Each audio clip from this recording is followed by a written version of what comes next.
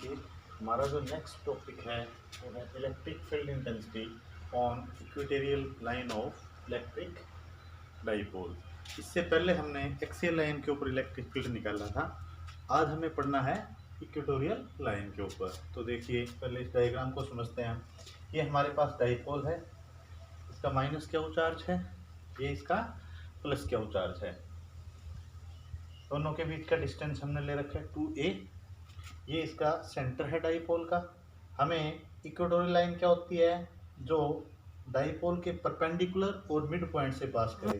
तो मैं इसके मिड पॉइंट से r डिस्टेंस के ऊपर इस पॉइंट पर क्या निकालना चाह रहा हूँ, नेट इलेक्ट्रिक फील्ड। देखिए अब जहाँ पर भी आपको इलेक्ट्रिक फील्ड निकालना होता है वहाँ पर आप क्या रखते हैं, एक टेस्ट चार्ज। तो यहाँ पर मैंने क्या रख दिया, इसके ऊपर एक टेस्ट चार्ज रख दिया, जिसको मैं डिनोट कर रहा हूँ क्यू नोट से। ये हमारे पास क्यू नोट टेस्ट चार्ज हो गया। तो सबसे पहले माइनस क्यू चार्ज के कारण देखिए मेरे को इलेक्ट्रिक फील्ड की डायरेक्शन देखनी है, तो इसको मैं होल्ड करूँगा, इसे पकड़ लूँगा। ये इस चार्ज को ऊपरी तरफ क्या करेगा, अट्रैक्ट। तो माइनस क्यू के कारण जो इलेक्ट्रिक फील्ड आया इसको मैंने डिनोट कर दिया ई नेगेटिव से। अब आप पॉजिटिव वाले के कारण देखिए, ये पॉजिटिव चार्ज है, इसको मैं यहाँ होल्ड करूँगा। ये पॉजिटिव, इस पॉजिटिव टेस्ट चार्ज के ऊपर फोर्स लगाएगा और ऊपर की तरफ जाएगा, ये ई पॉजिटिव। क्लियर, डायरेक्शन के साथ आगे हमारे पास। अब देखिए आप, ये एंगल अगर थीटा है तो ये वाला एंगल भी कितना होगा। ये दोनों लाइनें क्या है, पैरेलल ले ली मैंने। ये थीटा है तो ये भी थीटा, ये आगे बढ़ाया मैंने, ये एंगल थीटा है तो ऊपर वाला भी कितना होगा, थीटा। अब आप देखिए ये ई पॉजिटिव जो इलेक्ट्रिक फील्ड है इसके मैंने कंपोनेंट कर दिए। कंपोनेंट क्यों करे, देखिए ई पॉजिटिव की डायरेक्शन ऊपर की तरफ है और ई नेगेटिव की नीचे की तरफ है, और दोनों एक डिफरेंट एंगल के ऊपर है। जैसे एक्सियल लाइन में क्या था, दोनों एक दूसरे से अपोजिट थे, तो हमने लार्जर वेक्टर में से स्मॉलर क्या कर दिया था, सब्ट्रैक्ट। बट यहाँ पर अपोजिट डायरेक्शन भी नहीं है, दोनों के बीच का एंगल कितना है, 2 थीटा। तो ई पॉजिटिव के कंपोनेंट बनाए। ये वाला कंपोनेंट क्या बनेगा, थीटा वाला, ई पॉजिटिव कोस थीटा। और इसके परपेंडिकुलर क्या बनेगा, ई पॉजिटिव साइन थीटा। इसी प्रकार ये ई नेगेटिव है, यहाँ थीटा एंगल बन रहा है, तो थीटा के साथ वाला इसका component E negative cos theta, और इसके परपेंडिकुलर क्या हो जाएगा, ये वाला कंपोनेंट जो इधर जाएगा ये आएगा E negative sine theta. Clear. अब देखिए electric field due to positive charge जो हम निकाल चुके हैं। क्या होता है इलेक्ट्रिक फील्ड का formula, K Q upon distance का स्क्वायर। किसका distance, distance between test charge and source charge. तो पॉजिटिव वाले के केस में अगर मैं बात करूं, के क्यू दोनों के बीच का जो डिस्टेंस है कितना है, A square plus R square का अंडर रूट। स्क्वायर करूंगा रूट कैंसिल हो जाएगा। अब दूसरा electric field due to negative charge, इस वाले चार्ज के कारण फॉर्मूला क्या होता है, के माइनस क्यू नहीं ले रहे हम, क्योंकि मैं क्या ले रहा हूँ यहाँ पर, सिर्फ वैल्यू बता रहा हूँ। नेगेटिव डायरेक्शन को इंडिकेट करेगा, के क्यू डिस्टेंस का स्क्वायर कितना है इन दोनों के बीच में, ए स्क्वायर प्लस आर स्क्वायर का रूट। इसका स्क्वायर करूँगा तो रूट कैंसिल हो जाएगा। अब देखिए ई पॉजिटिव और ई नेगेटिव दोनों क्या हैं, equal. Magnitude of electric field due to positive charge is equal to magnitude of electric field due to negative charge, दोनों का इक्वल आ रहा है। तो अब देखिए अगर इक्वल आ रहा है तो ये ई पॉजिटिव और ई नेगेटिव इक्वल है, तो ई पॉजिटिव साइन थीटा और ई नेगेटिव साइन थीटा ये क्या करेंगे, एक दूसरे के इफेक्ट को क्या कर देंगे, कैंसिल आउट, क्योंकि दोनों की डायरेक्शन क्या है, अपोजिट। तो ये दोनों कंपोनेंट एक दूसरे के इफेक्ट को कैंसिल आउट। जो एक डायरेक्शन में कंपोनेंट है उनको आप ऐड कर दोगे, तो ई पॉजिटिव का ई पॉजिटिव कोस थीटा और ई नेगेटिव का ई नेगेटिव कोस थीटा, इन दोनों को आप ऐड कर दो। ऐड करेंगे तो वो नेट क्या देगा आपको, इस पॉइंट के ऊपर इलेक्ट्रिक फील्ड की वैल्यू देगा। तो देखिए net electric field eight point P point के ऊपर, जो कि कौन सा है, इक्वेटोरियल लाइन के ऊपर पॉइंट है, क्या होगा, ई इक्वेटोरियल इज इक्वल टू क्या क्या, ई पॉजिटिव कोस थीटा प्लस ई नेगेटिव कोस थीटा। क्लियर, ये दोनों कंपोनेंट मैंने ऐड कर दिए। अब ई पॉजिटिव किसके इक्वल है, ई नेगेटिव के, तो इसको भी ई पॉजिटिव क्या हो जाएगा, ये लिख दिया, E positive cos theta plus E positive cos theta. दोनों को ऐड करूँगा क्या आ गया, 2 E positive cos of theta. Two, E positive की मैंने वैल्यू पुट कर दी K Q upon R square plus A square का। क्लियर? कोस ऑफ थीटा निकालिए, कोई सी भी ट्रायंगल उठा लीजिए, ये वाली ट्रायंगल उठाता हूँ। कोस थीटा क्या होता है? Base upon hypotenuse. बेस कितना है? ए। हाइपोटेनिस कितना है? ए स्केयर प्लस आर स्केयर का अंडर रूट। तो मैंने क्या किया, यहाँ पर वैल्यू पुट कर दी, ई पॉजिटिव की ये वैल्यू और कोस थीटा की ये वाली वैल्यू। अब देखिए के मैंने क्यू इस 2a को इसके साथ अरेंज कर दिया, 2 को मैं यहाँ ले गया, इसके साथ अरेंज कर दिया मैंने इसके साथ। तो के क्यू इंटू 2a ये कितना हो जाएगा? R square plus A square, और ये भी क्या है हमारे पास? R square plus A square. तो बेस जब सेम होंगे तो पावर जुड़ जाएंगी, ये 1 है, ये 1/2, तो 1 + 1/2 ये कितना हो जाएगा हमारे पास? 3/2, जो कि R square plus A square की पावर 3/2। अब देखिए क्यू इंटू 2a को आप क्या लिखते हैं? पढ़ चुके हैं हम, ये होता है इलेक्ट्रिक डाइपोल मोमेंट। तो K P divide by R square plus A square की पावर 3/2। ये आपका इलेक्ट्रिक फील्ड आ गया कौन सी लाइन के ऊपर? इक्वेटोरियल लाइन के ऊपर। क्लियर? अब जिस तरह वहां पर पढ़ा था हमने एक्सियल लाइन के ऊपर जब इलेक्ट्रिक फील्ड निकाला, अगर मैं इस डाइपोल को शॉर्ट ले लूं, शॉर्ट कैसे लेंगे आप? जहां पर हम इलेक्ट्रिक फील्ड निकाल रहे हैं वो पॉइंट अगर बहुत ज्यादा दूरी पर है, किसके कंपैरिजन में? डाइपोल की लेंथ के। तो ए को मैं बहुत स्मॉल ले लूंगा, किसके कंपैरिजन में? आर के। For very short dipole R is much greater than A. तो इस केस में क्या हो जाएगा आपके पास? मैं ए की वैल्यू को कितना पुट कर दूंगा? 0। तो क्या बन जाएगा? ई इक्वेटोरियल लाइन के पी अपॉन ये क्या? आर का स्क्वायर, ए को 0 पुट कर दिया, ये बन गया आर का स्क्वायर, इसकी पावर कितनी होगी? 3/2, ये कैंसिल हो जाएगा। तो के पी अपॉन आर का क्यूब, ये क्या आ जाएगा यहाँ पर? ये आ गया electric field is inversely proportional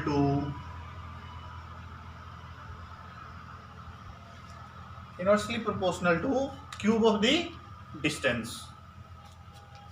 अब दोनों देखिए यहाँ पर दो इंपॉर्टेंट रिलेशन इस टॉपिक के।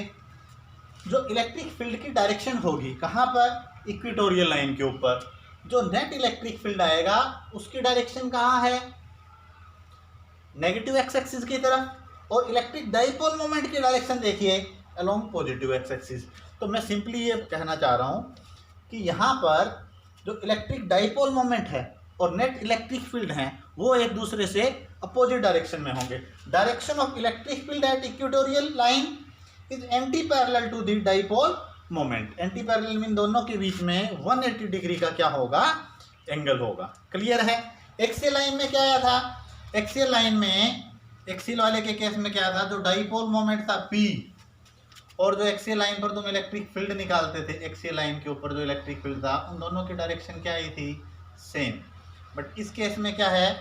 ये दोनों एक दूसरे से क्या आएंगे? अपोजिट। जैसे आपका P इधर जा रहा है, ये P की डायरेक्शन है, और जो इलेक्ट्रिक फील्ड निकालना है आपने कौन सी लाइन के ऊपर? इक्वेटोरियल, वो इससे अपोजिट डायरेक्शन में है। अब देखिए शॉर्ट डाइपोल के केस में, शॉर्ट डाइपोल आपने वहां भी पढ़ा था, एक्सियल लाइन के ऊपर जब इलेक्ट्रिक फील्ड निकाला था शॉर्ट डाइपोल के कारण, वो क्या आया था आपके पास एक्सियल के ऊपर? वहां पर हमने ये पढ़ा था electric field on axial line due to a short dipole 2kp upon R का क्यूब, ये पढ़ा था हमने। यहाँ पर कितना है? kp upon R cube. तो दोनों में क्या रिलेशन हुआ? एक्सियल लाइन का इलेक्ट्रिक फील्ड डबल होता है किसका?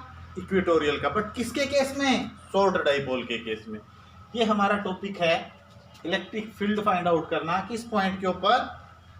इलेक्ट्रिक डाइपोल के कारण इक्वेटोरियल लाइन के ऊपर हम क्या निकाल रहे हैं? इलेक्ट्रिक फील्ड निकाल रहे हैं।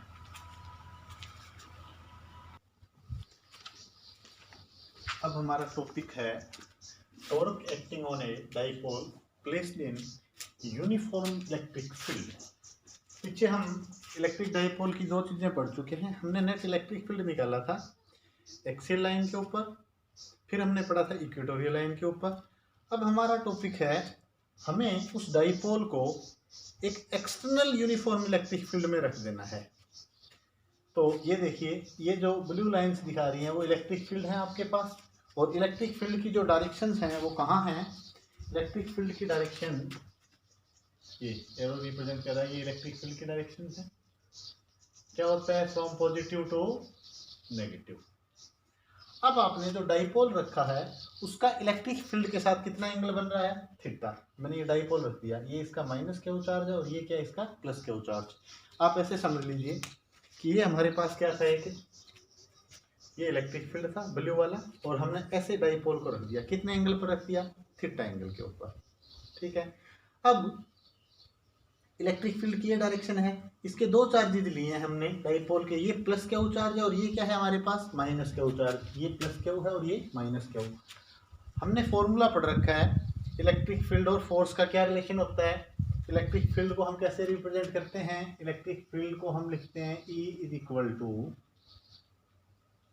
F upon Q. तो F क्या हो गया? Q into E. तो यहाँ पर जो इस चार्ज के ऊपर फोर्स लगेगी वो लगेगी किसकी डायरेक्शन में? In the direction of electric field. अगर ये चार्ज मैं माइनस क्यू लूँ जैसे यहाँ है, तो F इज इक्वल टू क्या हो जाएगा? Minus Q into E. यानी नेगेटिव साइन क्या बता रहा है? F is equal to minus Q E. कि जो फोर्स लग रही है और जो इलेक्ट्रिक फील्ड है उन दोनों के बीच का एंगल क्या है? एक दूसरे से एंटी पैरेलल है। तो इलेक्ट्रिक फील्ड की डायरेक्शन ये है ब्लू वाला, और ये ब्लैक वाला किसकी डायरेक्शन बता रहा है आपके पास? ये डायरेक्शन बता रहा है जो उस चार्ज के ऊपर फोर्स लग रही है, ये अपोजिट डायरेक्शन में होगी एक दूसरे से। क्लियर? अब देखिए, अगर ये हमारे पास डाइपोल था, इस डाइपोल के ऊपर दो फोर्स लग रही है, एक इस तरफ लग रही है एक इस तरफ, तो ये फोर्स क्या करेंगे? ये इसको इधर लेके जाएगा और ये इसको इधर, तो ये क्या हो जाएगा? इसके अंदर टर्निंग इफेक्ट पैदा हो जाएगा। कौन सा इफेक्ट? Turning effect. एक फोर्स इधर लगेगी एक इधर, ये इधर और ये इधर। ये जो फोर्स का टर्निंग इफेक्ट होता है इसको हम क्या बोलते हैं? टॉर्क। टॉर्क क्या है हमारे पास? एक वेक्टर क्वांटिटी है। कब लगती है? जब ये हमारे पास कोई ऑब्जेक्ट था। अब देखिए, इसके ऊपर जो फोर्स लग रही है उसका लाइन ऑफ एक्शन ये है, इस लाइन में ये फोर्स लग रही है, और दूसरे के ऊपर जो लग रही है उसकी लाइन ये है। दोनों का लाइन ऑफ एक्शन क्या हो गया? डिफरेंट। दो फोर्स लग रही है जिनका लाइन ऑफ एक्शन क्या है? डिफरेंट। वो फोर्स इक्वल हैं बट एक दूसरे से क्या है? अपोजिट हैं, और लाइन ऑफ एक्शन दोनों का डिफरेंट है। तो वो इस ऑब्जेक्ट को क्या कराएंगे? ये फोर्स इधर लेके जाइए, ये इसको रोटेट करवाएंगे, and the turning effect of force is called torque. तो इसमें क्या पैदा हो जाएगा? टॉर्क। अब देखिए, ये फोर्स निकाल दी हमने। डाइपोल के बीच का डिस्टेंस क्या लेते हैं हम? 2a।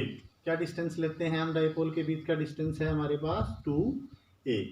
ये देखिए, ये हमारे पास डिस्टेंस है 2a।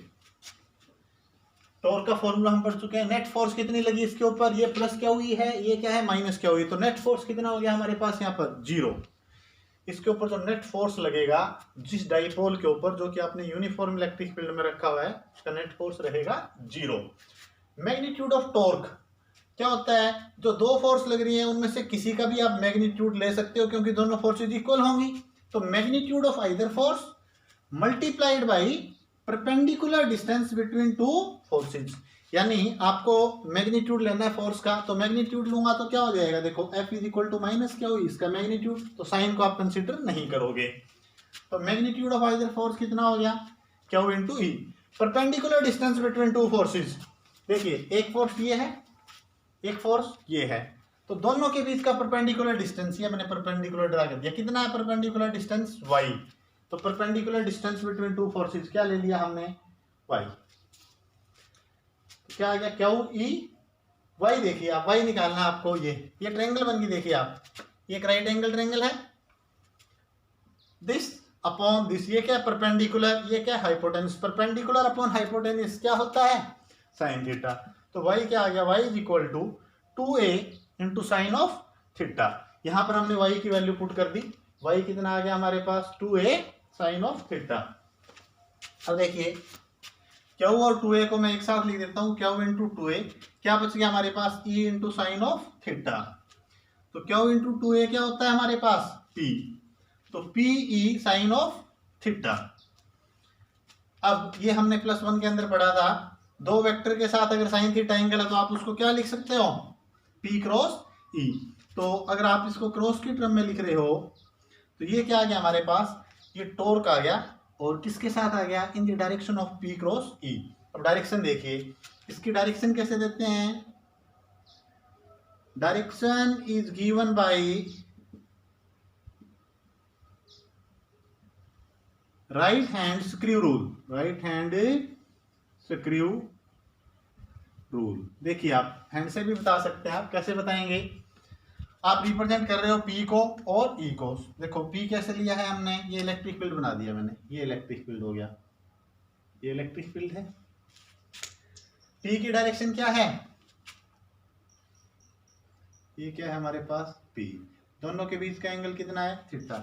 तो आप अपने राइट हैंड को देखिए, ये राइट हैंड है आपका, चारों फिंगर और जो थंब है उनको ऐसे पैरेलल कर लीजिए। किसकी डायरेक्शन में करोगे, फर्स्ट की डायरेक्शन में, जो पहले दे रखा है क्रॉस में, P दिया हुआ है पहले, तो मैंने ऐसे किया।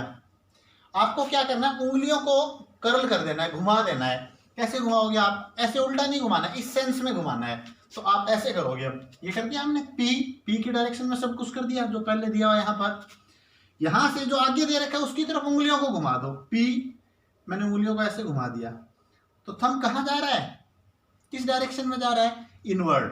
तो आपका जो डायरेक्शन होगा, किसका डायरेक्शन, सामने वाला जो क्वांटिटी है, क्या है यहाँ पर टॉर्क, टॉर्क की डायरेक्शन क्या होगी, इनवर्ड। अब ये इनवर्ड है, P के भी परपेंडिकुलर है और E के भी क्या है परपेंडिकुलर, और उस प्लेन के भी परपेंडिकुलर है जिस प्लेन में क्या प्रेजेंट है, P और E। तो जो टॉर्क है, टॉर्क परपेंडिकुलर किसके है, P के, ठीक है, और जो टॉर्क है वो किसके परपेंडिकुलर है, वो E के भी परपेंडिकुलर है, also perpendicular to plane containing P and E। ये डायरेक्शन होगी इसकी, क्लियर है। अब इसके अंदर दो केस है हमारे पास, स्टेबल और अनस्टेबल इक्विलिब्रियम की। स्टेबल इक्विलिब्रियम, देखिए क्या होता है। स्टेबल इक्विलिब्रियम का फिजिकल सिग्निफिकेंस देखते हैं हम पहले। ये आपका डाइपोल था, आप ऐसे समझ लो कि इस डाइपोल को मैं पहले इलेक्ट्रिक फील्ड की डायरेक्शन में रखता हूं। इलेक्ट्रिक फील्ड की डायरेक्शन में होने का मतलब क्या है, ये मेरे पास क्या है, डाइपोल P, और यही डायरेक्शन क्या है मेरी इलेक्ट्रिक फील्ड की, इलेक्ट्रिक फील्ड, यानी डाइपोल मोमेंट और इलेक्ट्रिक फील्ड एक दूसरे के क्या हो गए, पैरेलल, पैरेलल हैं, ऐसे रख दिया मैंने, ये डाइपोल आपका इलेक्ट्रिक फील्ड की डायरेक्शन में ऐसे। अब आप इसको क्या करोगे, थोड़ा सा इससे डिस्टर्ब करोगे, थोड़ा सा मैंने इसको डिस्टर्ब किया इसकी डायरेक्शन से, तो अब क्या होगा, डिस्टर्ब करके आप अगर इसको छोड़ दोगे तो दोबारा कहाँ आएगा, ये उसी पोजीशन पर आने की कोशिश करेगा। क्यों, देखिए ये कौन सा है, प्लस क्यू चार्ज है, ये क्यू चार्ज इसको क्या करेगा, इलेक्ट्रिक फील्ड की डायरेक्शन में ये फोर्स लगेगा, ये इसको इधर लेके आएगा और ये इधर।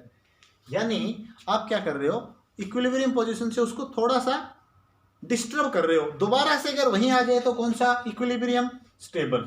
दोनों के केस में टॉर्क निकालिए आप, P पैरेलल टू E, मतलब थीटा कितना हो गया, theta is equal to 0 degree. तो क्या हो जाएगा टॉर्क, यहाँ से फॉर्मूला PE साइन थीटा, तो टॉर्क कितना आएगा, torque is equal to 0।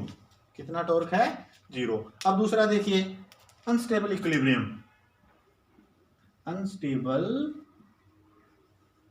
Equilibrium.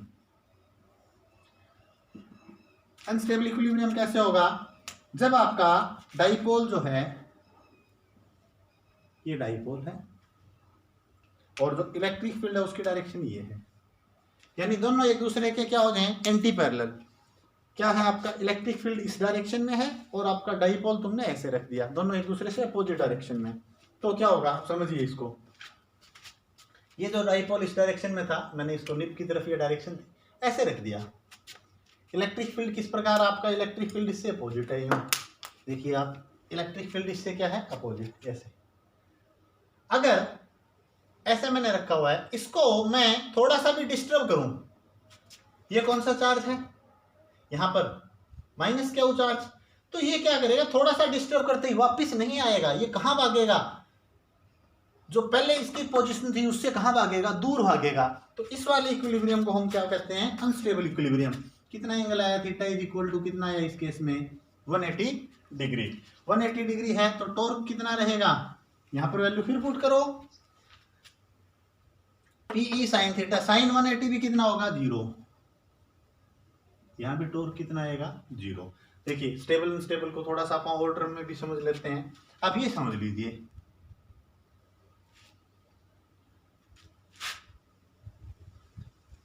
यहां पर कोई ऑब्जेक्ट है हमारे पास, ये पोजीशन है ए और ये पोजीशन है मेरे पास बी, ठीक है। मेरे को ये पूछा जाता है भी ए पॉइंट के ऊपर स्टेबल इक्विलिब्रियम होगा या बी पर होगा, तो वो पोजीशन उस टर्म में बता रहा हूं मैं। आप क्या करोगे, ए वाले ऑब्जेक्ट को थोड़ा सा डिस्टर्ब करोगे। अगर जैसे मैंने यहां ले गया इसको, तो ये कहां भागेगा, दोबारा इसी पॉइंट पर दोबारा आएगा ना, तो ये वाला इक्विलिब्रियम कौन सा कहलाएगा, इसका स्टेबल इक्विलिब्रियम। अगर इस ऑब्जेक्ट को आप थोड़ा सा भी यहां से डिस्टर्ब कर देते हो तो इस पोजीशन पर दोबारा लौट कर नहीं आएगा। ये कौन सा इक्विलिब्रियम है, अनस्टेबल इक्विलिब्रियम। कौन सा है, अनस्टेबल इक्विलिब्रियम। यहां पर आपको ऐसे याद रखना, स्टेबल इक्विलिब्रियम कब होता है, जब पी और ई एक दूसरे के क्या हो, पैरेलल। अनस्टेबल कब होता है, जब दोनों क्या हो, एक दूसरे के एंटी पैरेलल। तो ये हमारे पास इलेक्ट्रिक डाइपोल के टॉपिक्स थे। इसी के साथ हमारा इलेक्ट्रिक डाइपोल जो है वो कंप्लीट होता है। इसके अंदर हमने क्या क्या पढ़ा है, इलेक्ट्रिक फील्ड निकाला एक्सियल लाइन पर, इक्वेटोरियल लाइन के ऊपर, और नेक्स्ट जो टॉपिक था हमने उस डाइपोल को यूनिफॉर्म इलेक्ट्रिक फील्ड के अंदर रख दिया था और उसके ऊपर लगने वाला टॉर्क हमने निकाला है। अब आगे के टॉपिक्स के अंदर अपन इनके न्यूमेरिकल्स को डिस्कस करेंगे। Thank you.